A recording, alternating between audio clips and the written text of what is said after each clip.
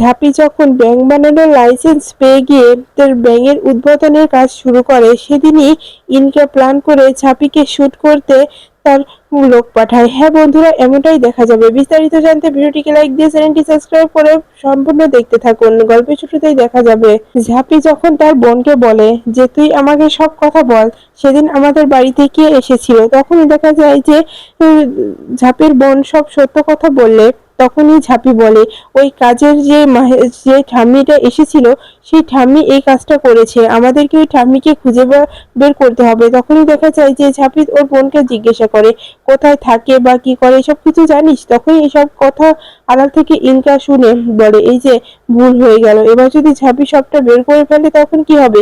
এরপরে দেখা যায় যে দীপও বলে হ্যাঁ বল, সে কোথায় থাকে কোনো খোঁজ রেখেছিলি? তখনই ঝাঁপির বোন বলে হ্যাঁ, একটু মনে আছে যে সে কোনো এক বস্তিতে থাকতো।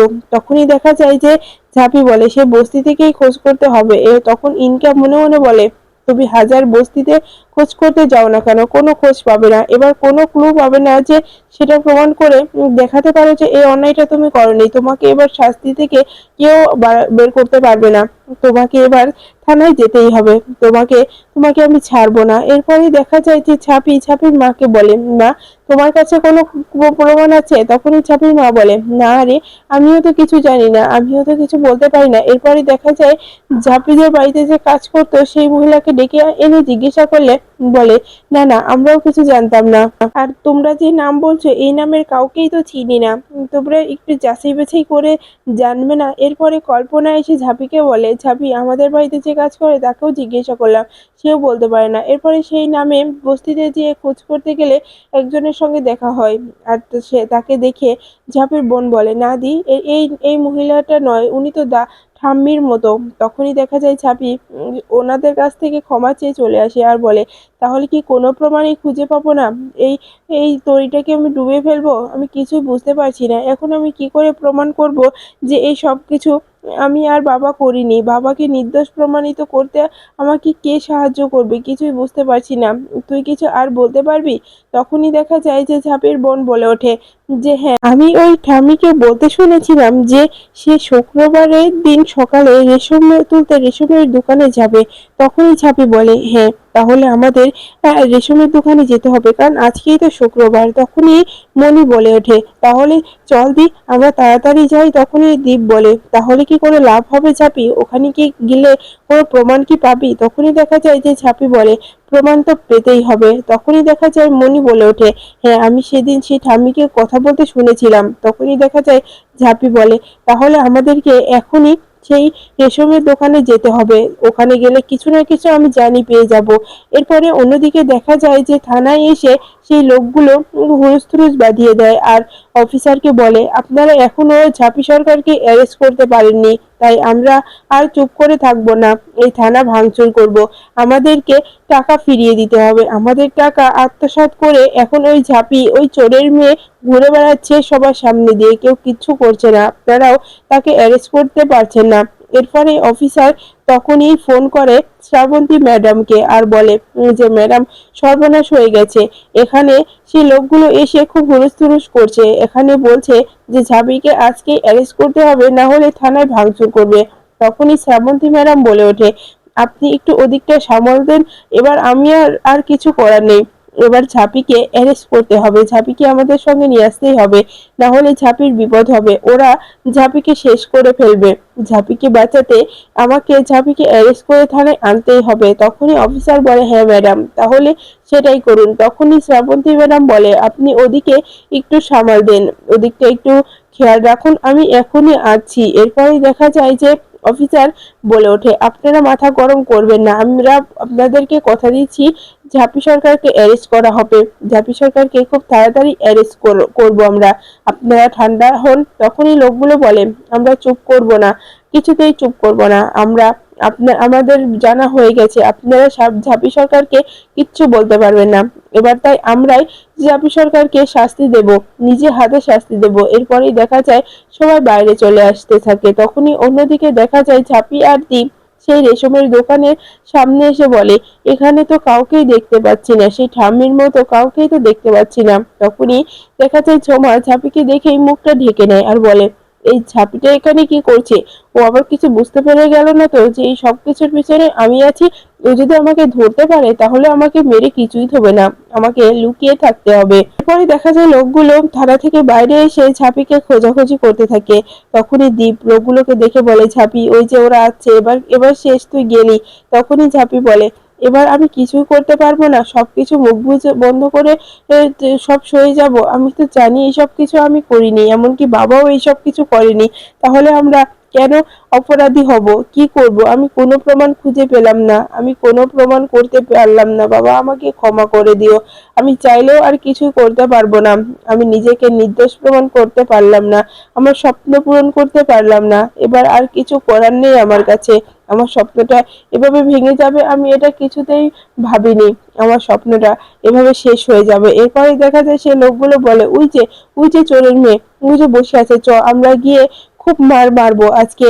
আজকে ওকে আমরা ছাড়বো না, ওকে ঘাড় ধরে থানায় নিয়ে গিয়ে ভরে রাখবো। এরপরে দেখা যায় অফিসার আর শ্রাবন্তী ম্যাডাম চলে আসে আর বলে, এখান থেকে কেউ এক পাও নড়বেন না, আমরা আপনাদের তো কথা দিয়েছিলাম। এরপরে এই দ্বীপ বলে, ঝাঁপি কিছু করার নেই রে, এখন হয়তো আমাদের হাত থেকে সব বের হয়ে গেছে।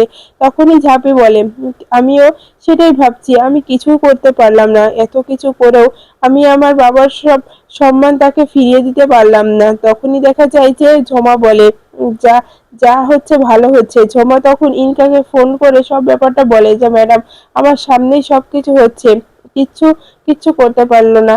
ঝাঁপি ঝাঁপি এবার শেষ, এবার সবাই এসে ঝাঁপিকে ঘেরেও ধরেছে। তখনই ইনকা বলে, এবার ঝাঁপি বেঁচে কোথায় যাবে? ঝাঁপি আর বেঁচে যেতে পারবে না, ঝাঁপিকে এবার শেষ হতেই হবে। ঝাঁপি অনেকবার বেড়েছিল, আমার সঙ্গে পাঙ্গা নিয়েছিল, এই ইনকার সঙ্গে। ইনকা কতটা ভয়ানক এবার বুঝতে পারবে ঝাঁপি। এরপরে ডিবি ম্যাডাম বলে, ঝাঁপি আর কিছু করার নেই, এবার আমাদের সঙ্গে যেতে হবে তোমাকে। তখনই ঝাঁপি বলে, হ্যাঁ আমি জানি ম্যাডাম, আমার আর কিছু করার নেই, কিন্তু একটাই আফসোস, আমি আমার বাবাকে নির্দোষ প্রমাণ করতে পারলাম না। বাবাকে সবসময় চোরের বদনামটা নিয়ে থাকতে হবে। তখনই দেখা যায় শ্রাবন্তী ম্যাডাম বলে ওঠে, ঝাঁপি এবার যা হবে থানায় গিয়ে দেখা যাবে। এরপরে ঝাঁপি পিছনে তাকাতেই দেখতে পায় সেই ঝমাকে, মুখটা ঢাকা। তখনই ঝাঁপির সন্দেহ হয়। তখনই ঝাঁপি পায়ের দিকে তাকিয়ে দেখে সেই সেই পায়ের চুটকিটা পরানো আছে। তখনই ঝাঁপি জোরে বলে বলে ওঠে যে, ম্যাডাম আমি পেয়ে গেছি, আমি আমার প্রশ্নের উত্তর পেয়ে গেছি, এসব কিছু যে আমি করিনি সেটা আমি প্রমাণ করতে পারবো। তখনই শ্রাবন্তী ম্যাডাম বলে ওঠে, ঝাঁপি কি বলছো তুমি?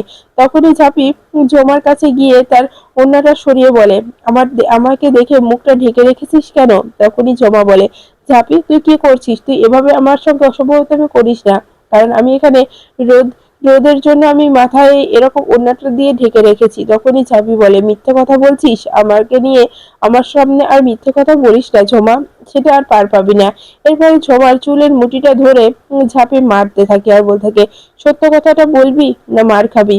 ম্যাডাম আমি প্রমাণ করে দিচ্ছি যে এই ঝোমাই সবকিছু করেছে, কারণ সেদিন সিসিটিভি ফুটেজে যে মহিলাটি মুখটা ঢাকা দেখেছিলেন না, সেই মহিলাটি ওই ছিল, কারণ ওর সেই পায়ের চুটকিটাই তার প্রমাণ। তখনই ঝমা অবাক হয়ে যায় আর বলে, আমি কি বড় একটা ভুল করে ফেললাম, এই চুটকি পরে যে আমি ধরা পড়ে গেলাম। তখনই দেখা যায় যে ঝাঁপি বলে, হ্যাঁ তোর এই চুটকির জন্যই তুই আজকে ধরা পড়লি, কারণ আমি সিসিটিভি ফুটেজে দেখেছিলাম সেই মেয়েটির পায়ে একই চুটকি আর তোর পায়েও সেই একই চুটকি আছে, তাই আমি আমি জানি এটা তুই করেছিস। তখনই দেখা যায় ঝুমা বলে, না না, এই ব্যাড গার্ল ঝুমা কিচ্ছু করতে পারে না। তখনই দেখা মনি বলে ওঠে যে, দি ঠিক কথা বলেছিস, আমাদের বাড়ি যে ঠাম্মিটা কাজ করতে এসেছিল ওর পায়েও এরকম ঠিক একই চুটকি ছিল। তখনই ঝাঁপি বলে, হ্যাঁ আমি বলছি না এই সব কিছুর মূলে আছে, তুই আমাকে বলবি কিনা মার খাবি? তখনই ঝুমা বলে, দেখ আমি কিছু করিনি। তখনই ঝাঁপি মারতে থাকে ঝুমাকে আর বলে, আমার কাছে সত্য কথা না বললে কিন্তু খুব খারাপ হয়ে যাবে। তখনই ঝুমা বলে, তা তুই পাগল হয়ে গেছিস ঝাঁপি, তুই এভাবে আমাকে মারতে পারিস না, তুই এটুকু প্রমাণ দিয়ে দেখিয়ে কোনো প্রমাণ হয় না যে সবকিছু আমি করেছি। তখনই দেখা যায় শ্রাবন্তী ম্যাডাম বলে ওঠে যে, ঝাঁপি আমাদের হাতে ছেড়ে দাও। তখনই ঝাঁপি বলে, না ম্যাডাম আমি ছাড়বো না, আমি আপনাকে দেখাতে চাই এই সব কিছুর মূলে আছে, ওই সব কিছু করেছে, ও নিজের মুখে স্বীকার করবে। তখন ঝাঁপি খুব মারতে থাকে ঝোমাকে আর বলে, তুই এখনো চুপ করে থাকবি? এত মার খাবি তারপরও চুপ করে থাকবি? তখনই ঝোমা বলে ওঠে, হ্যাঁ, হ্যাঁ আমি করেছি, তুই আমাকে আর মারিস না। তখনই দেখা যায় যে মনি বলে যে তুই খুব মার, তো ওর জন্য আজকে আমাদের পরিবারটা রাস্তায় নেমে উঠেছে, আমাদের মাথার উপর থেকে ছাদটা কেড়ে নিয়েছে, ওকে ছাড়বি না তুই ওকে খুব করে মার। তখনই দেখা যায় দীপ বলে ঝাঁপি তোকে সেলুট করি, তুই এত এত কিছুর পরেও যে সত্যটা প্রমাণ করতে পারলি এটাই অনেক কিছু। তখনই ঝাঁপি বলে তুই এখান থেকে পালিয়ে যেতে পারবি না ঝোমা, যতক্ষণ না তুই সত্যটা বলবি ততক্ষণ তুই এখান থেকে এক পাও যেতে পারবি না, তুই সত্য কথাটা বল ঝোমা। তখন ঝোমা বলে আমি তো বলছি এটা আমি করেছি, তুই আমাকে মার, যত খুশি মার, কিন্তু এটা আমি করেছি। তখনই ঝাঁপি বলে আমি জানি এটা তোর কাজ নয়, কিন্তু কে করিয়েছে তুই সেটা আমাকে একবার বল।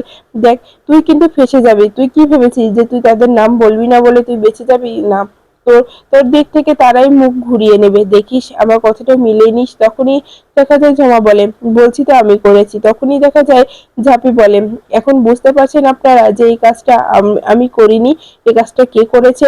তখনই লোকগুলো বলে হ্যাঁ আমাদের ভুলই হয়ে গেছে, আসলে তো মেয়েটার বাবা তো কিছুই করেনি, মধ্যে মেয়েটার বাড়ি সব পুড়িয়ে দিলাম, মেয়েটার স্বপ্ন নষ্ট করে দিলাম। তখনই ঝাঁপি বলে এই জন্যই কারোর উপরে দোষ চাপানোর আগে আগে সত্যটা যাচাই করে নিতে হয়। আপনাদের অন্যায় হয়েছে আপনাদের সঙ্গে, কিন্তু আমাকে তো একটু সময় দিতে পারতেন, আপনারা এক মুহূর্তের জন্য আমাকে সময় দেননি। তখনই দেখা যায় যে শ্রাবন্তী ম্যাডাম বলে ওঠে একদম ঠিক কথা বলেছে ঝাঁপি, এই যে আপনারা শুনুন, আপনারা যে কাজটা করেছেন একদমই কি ঠিক কাজ করেছেন?